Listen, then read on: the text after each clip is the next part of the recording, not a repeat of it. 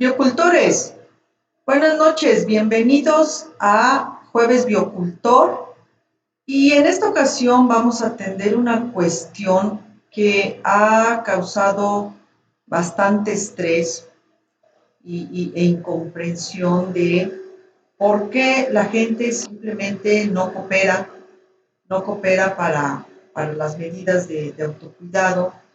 Muchos han pretendido plantear que es un problema de información médica, de problema de comunicación entre los médicos y las gentes, pero no, a mí me parece que es algo más de fondo, que toca varias aristas.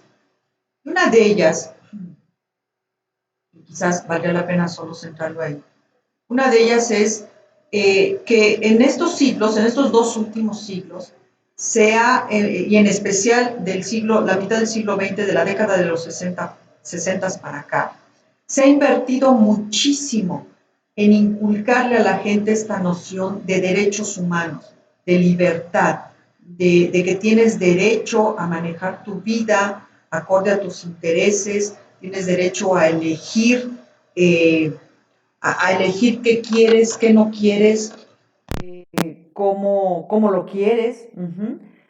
Y esta situación, desgraciadamente, es una situación que también necesita otros elementos para poderla regular de forma adecuada.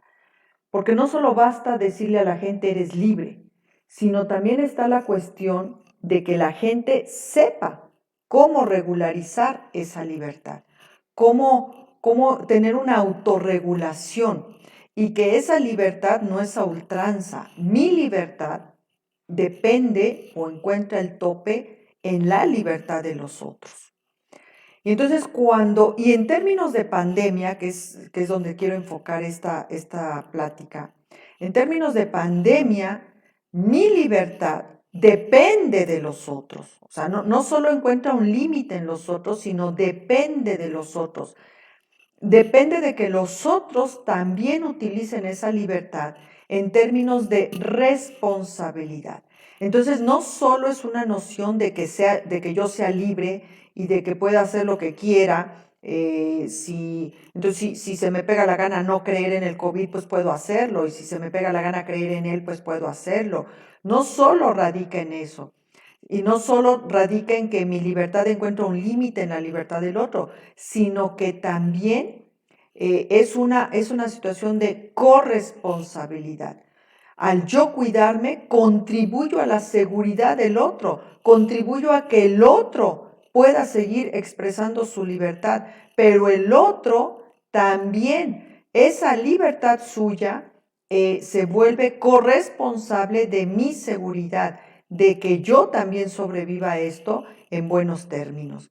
Entonces, la expresión de la libertad en este momento se vuelve un asunto de corresponsabilidad. Y aquí es donde nos demuestra estas circunstancias que ahorita estamos viviendo, nos demuestra la situación de que no basta con saberse libre, no basta con que la gente sepa que tiene derechos, sino que también se mete esta cuestión de virtud de saber utilizar o saber regular la libertad, sobre todo cuando va de por medio la seguridad de otros. Después se meten otros factores más idiosincráticos e históricos. Por un lado, pues la lesión histórica que tenemos desde tiempos de la colonia, donde pasamos de ser súbditos de un emperador a súbditos de una corona y posteriormente a ciudadanos, pero sujetos a un esquema político-social de un gobierno paternalista autócrata, donde hasta que el gobierno lo decía se tornaba verdad, o hasta que el gobierno lo decía la sociedad sabía qué hacer. Es decir, el gobierno era el que dictaba la norma y la conducta que se consideraba pues la más adecuada, y simplemente la sociedad la seguía también sin cuestionar y a ultranza. con el devenir del tiempo y conforme la sociedad mexicana se ha ido educando más, y las sociedades en general se han ido educando más y se han vuelto más críticas con respecto a lo que el gobierno determina, se pasó de este sistema de paternalismo autócrata gubernamental a una sociedad que cuestiona a su gobierno, comienza a cuestionar a su gobierno, pero el cambio no se ha dado al 100% y entonces tenemos todavía esta ambivalencia donde la sociedad cuestiona al gobierno, una sección, pero otra hasta que el gobierno lo dicta, hasta que el gobierno lo dice, entonces se vuelve una cuestión de hacerlo, de entonces ya lo hago. Y estados intermedios donde ante pues la reiterada decepción de todos los gobiernos que hemos tenido, entonces hay otro sector de sociedad que simplemente ya no cree, ya no cree en lo que el gobierno dicta, ya duda de que sea verdad, y de ahí vemos que todo esto al aterrizarse en un plano social, se dan estas entremezclas de actitudes y de acciones con respecto a una pandemia que por supuesto no acepta ningún escepticismo con respecto a lo que significa en términos de infección, en términos epidemiológicos y de lo que puede hacer hasta con el más escéptico. Es decir, al más escéptico se contagia de coronavirus y acaba en terapia intensiva si no le va muy bien, que digamos. Entonces, vemos aquí una entremezcla de factores. Y a eso agreguen pues la propia actitud de los gobernantes en este momento con mensajes contradictorios. En la mañana se dice una cosa, en la noche se dice otra, en la mañana se asegura una cosa, en la noche se asegura otra. Y esto, lejos de abonar a una línea de certeza, de certidumbre, simplemente reafirma más el escepticismo y reafirma más también esta noción de ejercicio de libertad sin corresponsabilidad.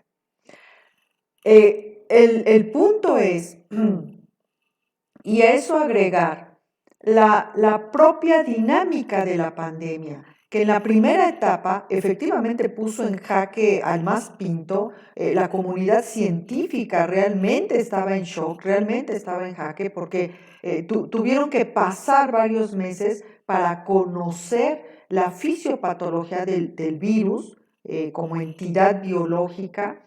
Y entonces al principio también, pues esta información contradictoria de qué cosa era, de qué tipo de neumonía era, cuántos órganos afectaba. Ya ahorita, todo lo contrario, se están viendo emisiones científicas de extraordinaria puntualidad y calidad. Los expertos ya por fin están viendo realmente cuál es la fisiopatología del virus, pero en un inicio, al no saberlo, esto abonó también a este estado de perplejidad, de incertidumbre, de ignorancia, porque la ignorancia también era de los propios científicos, pero no por afán de querer ser ignorantes, sino porque tuvo que pasar un lapso de tiempo para conocer la propia fisiopatología del virus. Pero en su momento esto abonó a estas actitudes de negación, de rechazo y que por supuesto se extrapolaban a actitudes de total irresponsabilidad, indolencia e incluso violencia hacia todo lo que representara orden, disciplina, riesgo, y que de ahí también podemos entender en parte esta reacción violenta hacia los profesionales de la salud que de alguna forma representaron todo esto, o sea, representaban conocimiento, representaban disciplina, representaban restricción de libertades, restricción de algunos derechos, pero no en el afán autoritario, sino en el afán de protección epidemiológica, y representaban cambios de estilo en agudo ante la necesidad de contender y de acotar la expansión de la pandemia. Entonces, la institución sanitaria, el profesional, los profesionales de la salud, simbólicamente representaban todo esto y obvio las personas en este estado de negación, en este estado de rechazo, de escepticismo, pues también de alguna forma rechazaban a los profesionales de la salud simbólicamente en este tenor. No significa que sea justificable.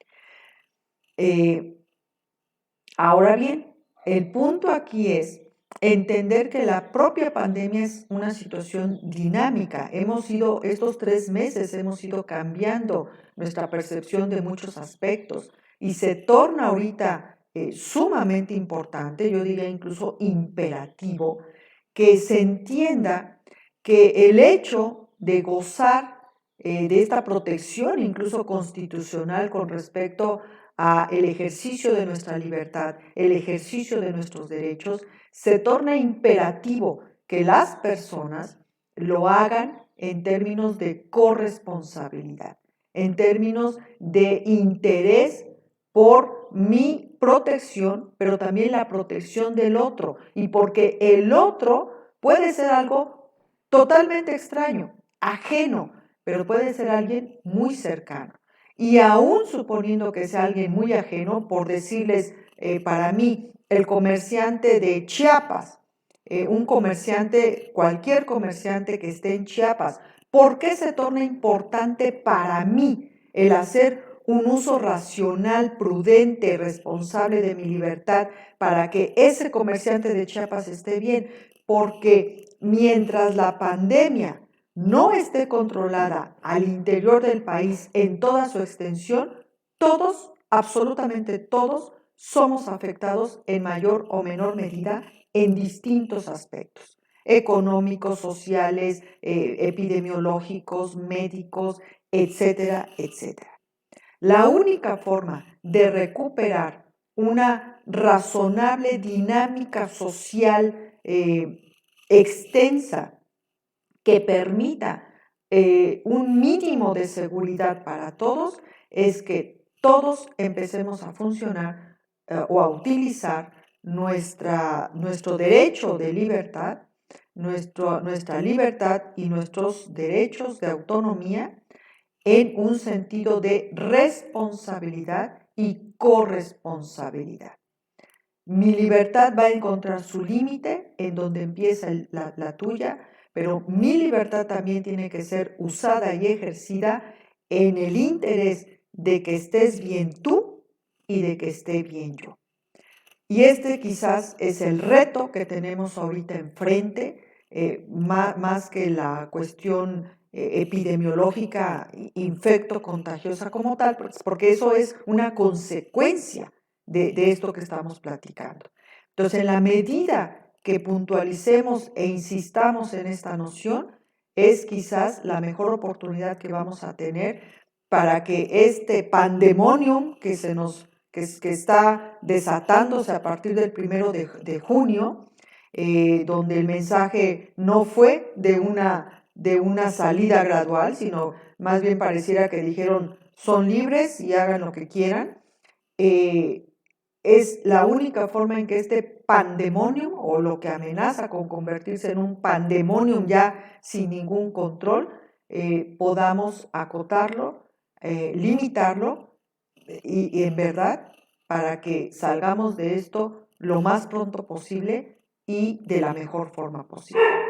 Biocultores, muchísimas gracias. Aquí seguimos, aquí estamos. Y recuerden, por el bienestar de todos, cultivemos bioética. Hasta la próxima. Nos vemos en el próximo jueves Biocultor. Gracias.